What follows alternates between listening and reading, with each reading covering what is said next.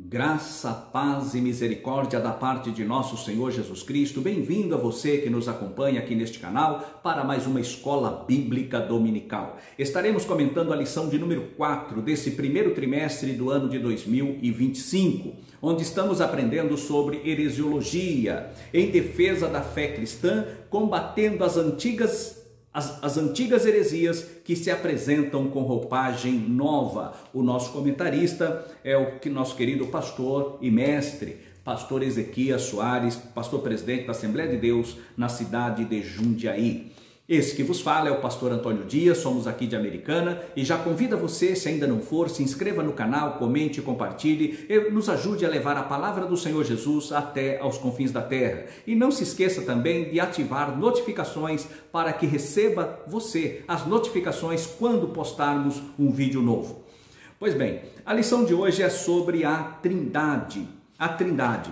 E o nosso texto básico está firmado em duas perícopes, ambas no Evangelho segundo Mateus. A primeira delas no capítulo 3, versículos 15 até o 17, e a segunda perícope no capítulo 28, versículos 19 e 20. Nesta segunda perícope está aqui inserido a grande comissão. Pois bem, antes que adentremos aqui na nossa lição, eu quero fazer uma pequena introdução sobre este assunto. O que é a Trindade? O que significa a Trindade? A Trindade fala de triunidade, fala de um Deus que é trino, fala do Deus Pai, Deus Filho e Deus Espírito Santo. O que isso quer dizer? Que o nosso Deus Pai é Deus, o Deus Filho é Deus e o Deus Espírito Santo também é Deus, na mesma essência e na mesma divindade, pessoas distintas uma das outras. O Pai não é o Filho não é o Espírito e o Espírito não é o Pai e nem o Filho. Porém, são três pessoas distintas, porém em uma mesma substância e uma mesma divindade. E dentro disso vem a palavra Trindade, ou seja, triunidade. O nosso Deus é único. E quando falamos sobre a Trindade, nós vamos encontrar alguns ensinamentos contrários à Trindade divina. E eu quero já pegar um texto na palavra de Deus, que está na primeira epístola do apóstolo João, primeira epístola de João, capítulo 2, nós vamos ler versículo 22 até o versículo 26, vai dizer assim: quem é o mentiroso, senão aquele que nega que Jesus é o Cristo? É o anticristo, esse mesmo que nega o Pai e o Filho. Qualquer que nega o Filho também não tem o Pai, mas aquele que confessa o Filho tem também o Pai. Porquanto o que desde o princípio ouviste permaneça em vós. Se em vós permanecer o que desde o princípio ouviste, também permanecereis no Filho e no Pai. E esta é a promessa que ele nos fez, a vida eterna. E estas coisas vos escrevi acerca dos que vos enganam. Então nós temos aí João, ele já ensinava, porque naquela época, quando ele escreve estas epístolas, já no final da sua vida, já por volta do ano 80, da nossa era, ele escreve estas epístolas. E aqui já havia as pessoas que combatiam a deidade de Cristo. No concílio de Nicéia, no ano 325, somente no quarto século, é que veio então ratificando a doutrina da deidade de Cristo. E a doutrina do seu corpo, da corporeidade de Cristo, ela foi firmada no concílio de Calcedônia em 451. Aqui nós encontramos algumas pessoas que debatem, que questionam, mas aqui o texto ele é bem claro, quando nós fizemos aqui a menção, que João ele faz a menção, quem é o mentiroso senão aquele que nega que Jesus é o Cristo? Né? Quem é o mentiroso senão aquele que nega que Jesus é o Cristo? Hoje nós encontramos pessoas que são contra, ou melhor, segmentos religiosos que são contra a palavra Trindade ou a existência, a realidade da doutrina da Trindade. Pois bem, nós encontramos no Alcorão, que é o livro sagrado dos muçulmanos, na Sura 5, nos versículos 72 até o versículo 75, com efeito, são renegadores da fé os que dizem: por certo, Alá é o Messias, filho de Maria. E o Messias diz: ó filhos de Israel, adorai a Alá, meu Senhor e vosso Senhor. Por certo, a quem associa outras divindades a Alá, com efeito, Alá proíbe-lhe o paraíso e sua morada é o fogo, e não há para os injustos socorredores. Aqui nós vemos na Sura número 5, versículo 72, o que diz o Alcorão. Eles negam a doutrina da Trindade. Também os judeus, o judaísmo nega a existência da Trindade, Deus Pai, Deus Filho e Deus Espírito Santo. No entanto, a Bíblia Sagrada afirma e aponta, com detalhes acerca do Pai, acerca do Filho e acerca do Espírito Santo. Nós vamos ver, por exemplo, em Gênesis 1:1, vai dizer assim: Elohim, no princípio, Bereshit Elohim, está no plural, E essa palavra no seu formato plural, porém em unidade, é um plural composto, porque o verbo está no singular. No princípio Elohim criou, ou seja, a palavra Elohim está no plural, mas o verbo está no singular. No princípio criou Deus os céus e a terra. E aí nós vamos para 1 João. No princípio era o verbo estava com Deus e o verbo era Deus. Todas as coisas foram feitas por ele e sem ele nada do que foi feito se fez. Então em João nós vemos ali a afirmação de que Jesus estava no princípio e que ele tomou parte na criação do mundo. Quando o mundo foi criado pelo nosso Senhor e Salvador Jesus Cristo, o Deus Pai e também o Deus Filho.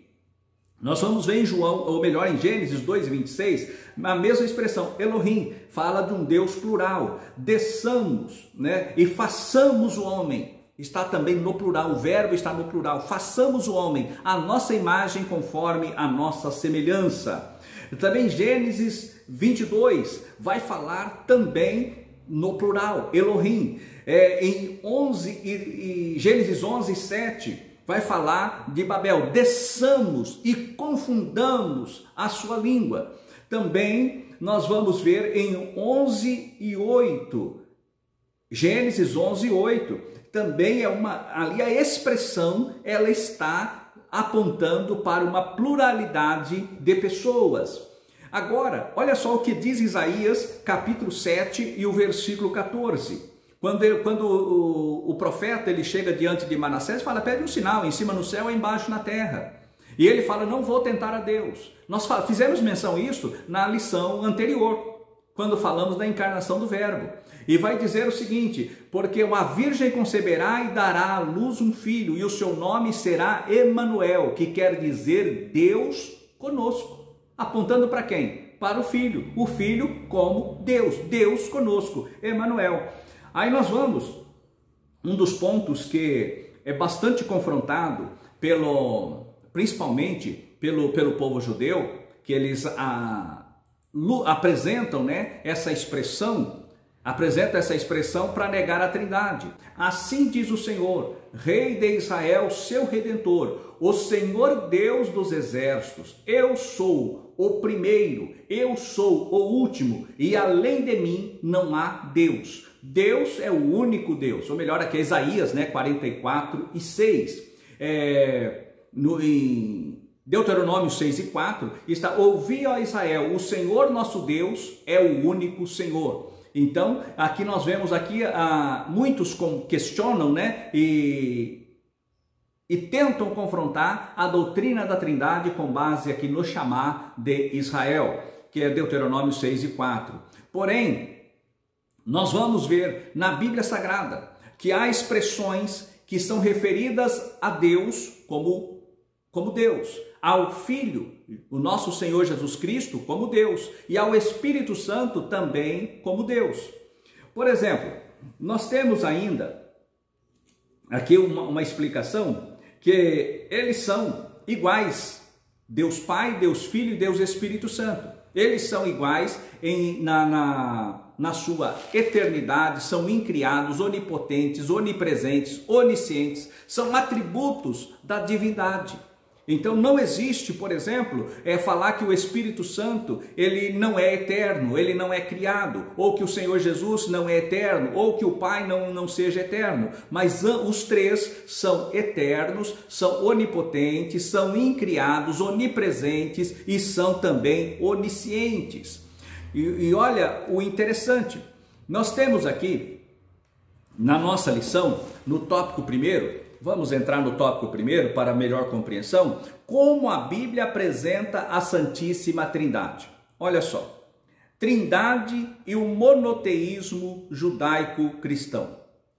As Escrituras ensinam que o Deus de Israel, revelado nas Escrituras dos judeus, é o mesmo Deus do Novo Testamento. Então, não há distinção. Do Deus revelado para Israel na Antiga Aliança é o mesmo Deus da Nova Aliança. Não há uma diferença. Agora, nós temos aqui a distinção entre estas pessoas, entre o Pai, o Filho e o Espírito Santo. Alguns dizem que no Antiga Aliança, que nós vamos ver mais adiante, é o modalismo, que eles vêm combatendo a doutrina da Trindade. Mas vamos adiante. Aqui na letra A do tópico primeiro vai dizer assim: cada uma das três pessoas é chamada de Deus. A mesma Bíblia que ensina a ver um só Deus e que Deus é um só, ensina também que o Pai é Deus, o Filho é Deus e o Espírito Santo é Deus. Então não há, a mesma Bíblia que fala de um só Deus, ela aponta que há o Deus Pai, que há o Deus Filho e há também o Deus Espírito Santo. Pois bem, olha só, o que diz a Bíblia? Vamos lá, o Pai é Deus. Nós temos aqui nas saudações paulinas, por exemplo, nós vamos ver: graça a vós outros e a paz da parte de nosso Deus e Pai e do Senhor Jesus Cristo. Aqui nós vamos encontrar tanto em Romanos 1 e 7, Gálatas 1 e 7. Por exemplo, as TJs não irão contra este versículo, embora diga que Deus, o Pai, é o Todo-Poderoso e Jesus é só poderoso, ou um Deus. Em outras palavras, eles ensinam que, segundo a doutrina gnóstica, os TJs, dizendo que o Senhor é um pequeno Deus, é um Deus inferior, que também é um erro crasso, é um erro doutrinário, é um erro abominável, é uma heresia, né?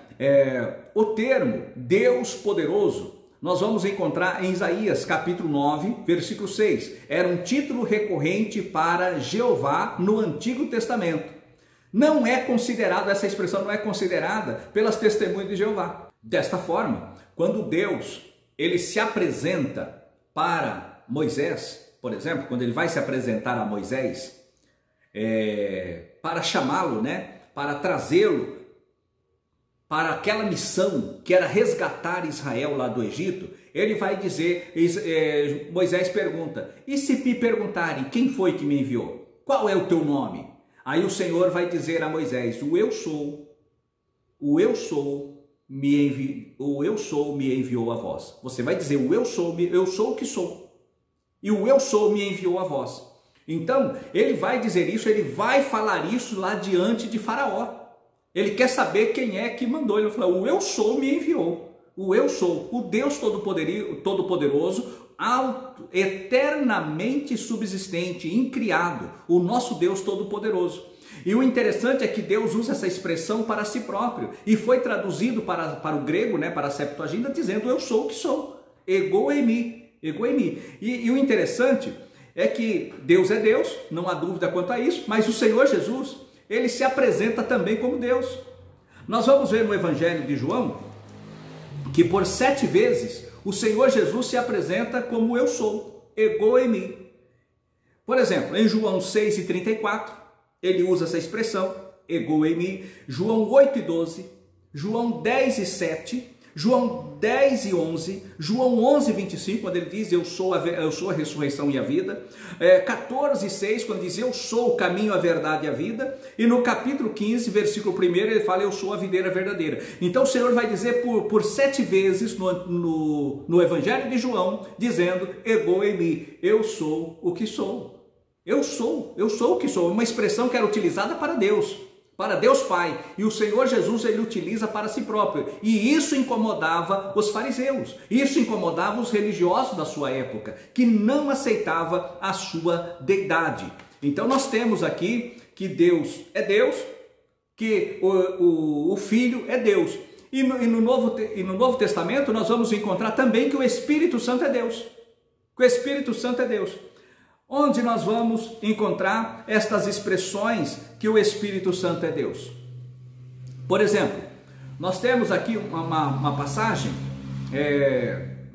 fala aqui da eternidade, o Senhor ele é eterno, o Espírito Santo, lá em Atos capítulo 5, versículos 3 e 4, naquela passagem de Ananias e Safira, vai dizer assim, Pedro, ele vai responder a Ananias, então disse Pedro, Ananias, por que encheu Satanás o teu coração para que mentisses ao Espírito Santo, reservando parte do valor do campo, conservando-o porventura não seria teu, e vendido não estaria em teu poder? Como, pois, assentaste no coração este desígnio? Não mentiste aos homens, mas a Deus. Então, olha só, porque ele faz uma menção do Espírito Santo, né? Porque para que mentisses ao Espírito Santo, lá no versículo 3, mentisse ao Espírito Santo. E quando ele vai concluir a sua fala, já no versículo 4, não mentiste aos homens, mas a Deus. Então, o Espírito Santo é Deus. Não tem como fugir desta realidade.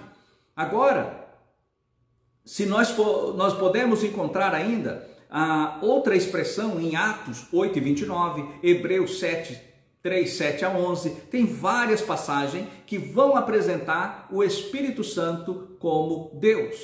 Atos 13 e 2, nós temos também o Espírito Santo se identifica como eu sou, né? Como ego.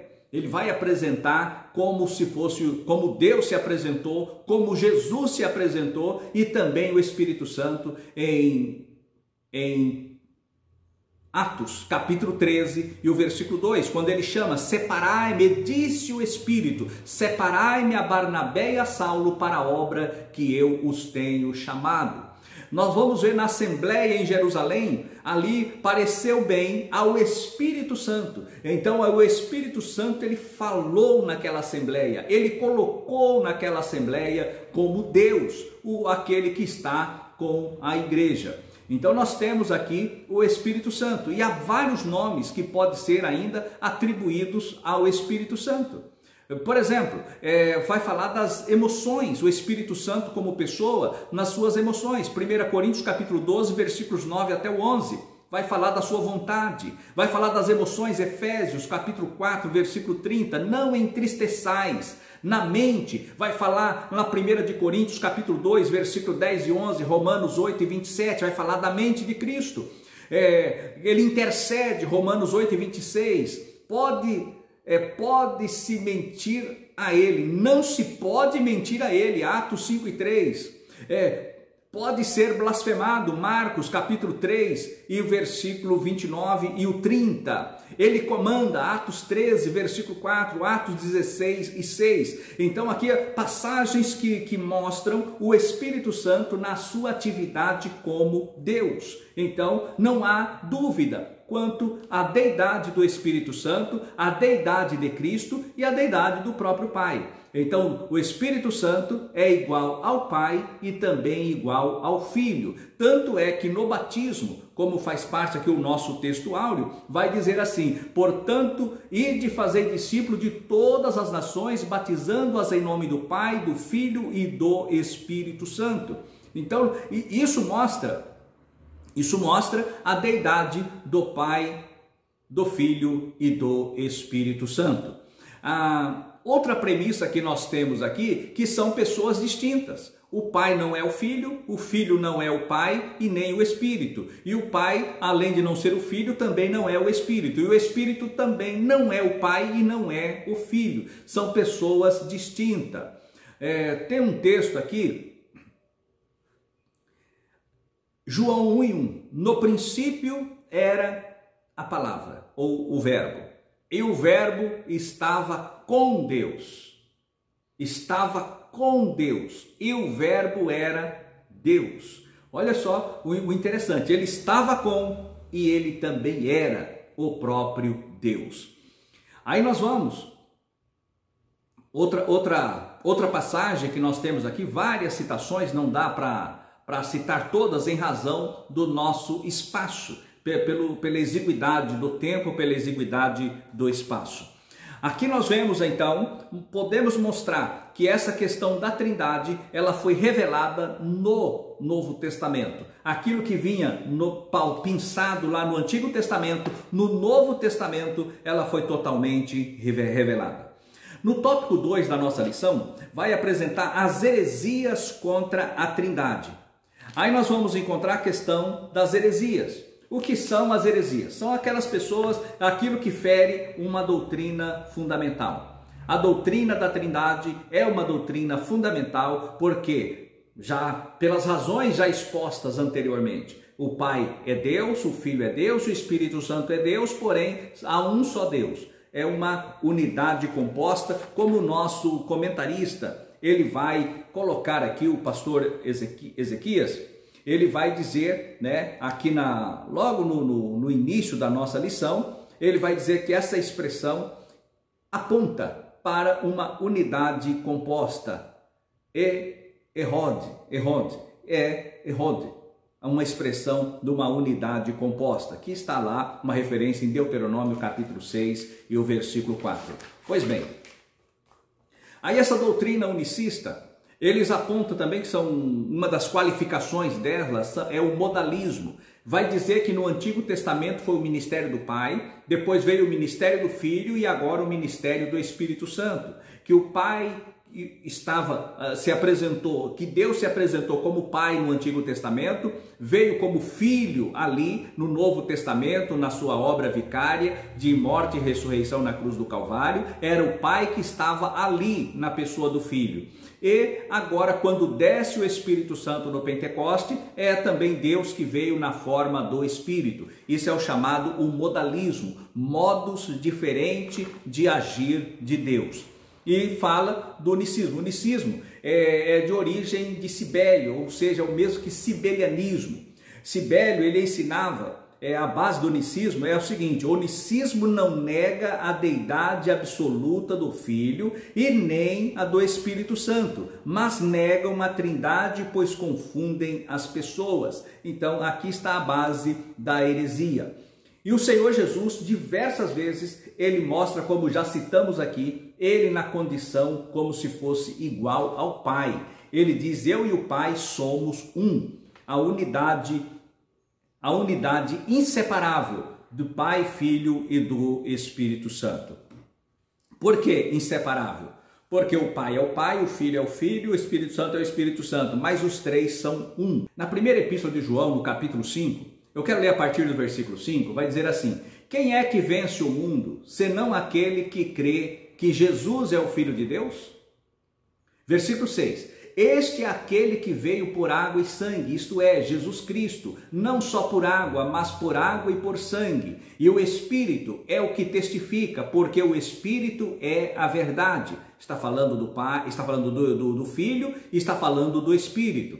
Versículo 7. Porque são três o que testifica no céu: o Pai, a Palavra e o Espírito Santo. E esses três são um. Aqui está a doutrina da Trindade. Agora eu quero fazer aqui um parêntese acerca da chamada crítica textual. O que nós estamos passando nesta última hora? Você que chegou nesta aula até aqui, preste atenção nesse detalhe. Hoje nós estamos vivendo uma fase onde estão se contaminando a fonte. A água é pura, a água é cristalina, a água é pura. Não há contaminação na água. Por quê? Porque é a palavra.